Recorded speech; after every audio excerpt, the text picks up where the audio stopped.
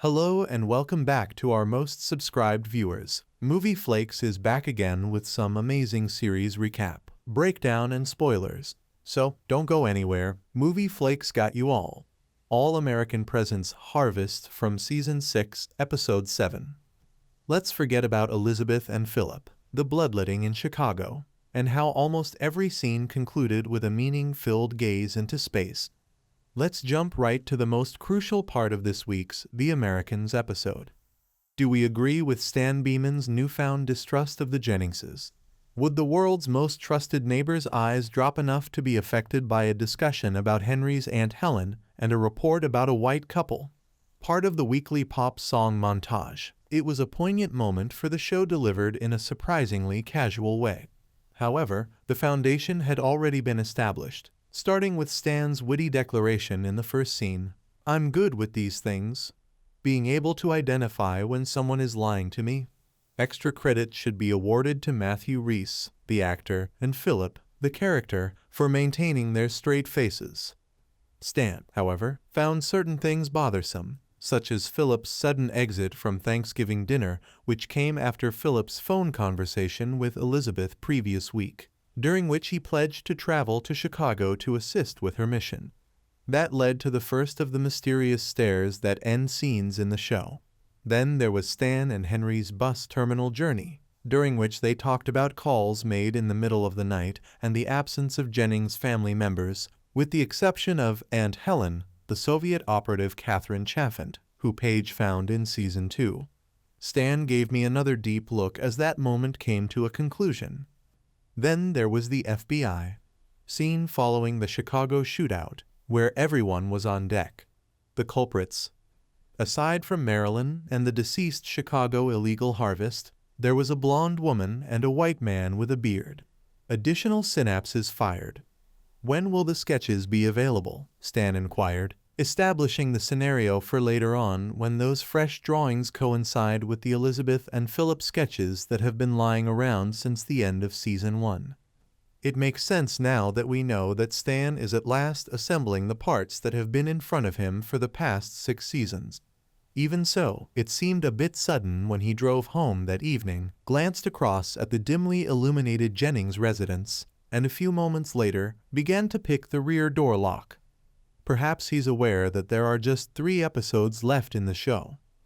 Wonderful, isn't it? The pictures of the Jennings family inside brought to mind William Crandall's last words, spoken on his deathbed, on the American Dream family he worked with. "She's pretty. He is fortunate."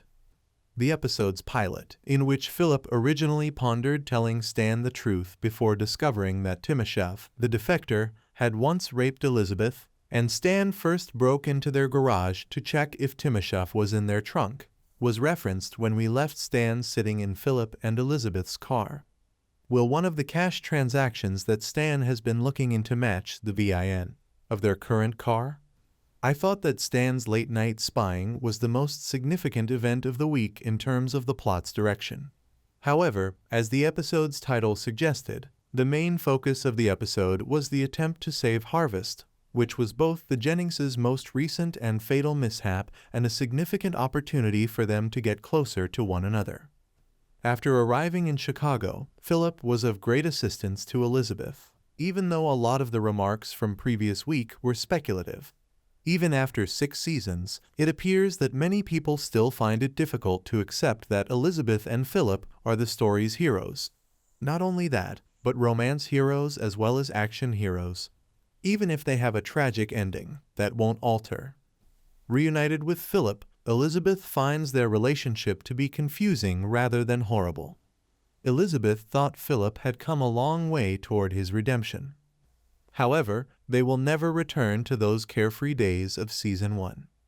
Philip watched Elizabeth sketching outside the airplane window on the way to Washington. She said, seeming ashamed, "Someone's making me learn."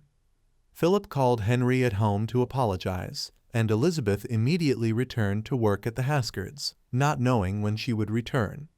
But first, they shared a brief moment during which Elizabeth touched Philip's chest and stroked his jaw, before silently walking away. Later, she suddenly stopped by the tour business to see how her husband was doing and found out that Stavros had been fired. This is not a worker's paradise. But they'll never get back to those simple season 1 days. The episode ended with Philip alone at home, recalling their secret wedding vows, another ominous note, with the FBI looking into local Russian Orthodox priests, and another stare into space. 2 other significant scenes filled out the episode. In one, Elizabeth briefed Paige on the Chicago mission, telling her of Marilyn's death and impressing on her the dangers of the job. Elizabeth kept challenging Paige, "Are you willing to give up friends and relationships and your life if you have to?" And Paige, as always, quietly called her bluff. In a formulation that felt a little artificial, but neatly summed up the dichotomy the show operates from, Paige said she wasn't afraid of dying. She feared being alone. However, she added, "I tell myself someday I'll meet someone like you and Dad. You may say that this is all leading to something bad, but then again, be cautious what you ask for. But whatever. Parents are really cool." In the other, Miriam Shore's hard-hitting, outstanding performance was reprised with the arrival of Erica Haskard. Like the play, Erica seemed to be approaching her final days. Her agony was so intense that she was unable to speak, and the sounds of her cries echoed harvests on the shuttle bus. After giving Elizabeth feedback on her drawing of an airplane, she gave a brief talk about the creative process. You can get out of your own way by accepting that you need to bring all of yourself to it. Then, in a desperate attempt to continue drawing, she turned down Elizabeth's offer of morphine. What if Elizabeth is learning to see things through to the end and putting yourself out of the way in order to stay committed to what's more essential from Erica instead of learning how to see? Thank you for watching this video. Don't forget to like, comment, and subscribe for more videos.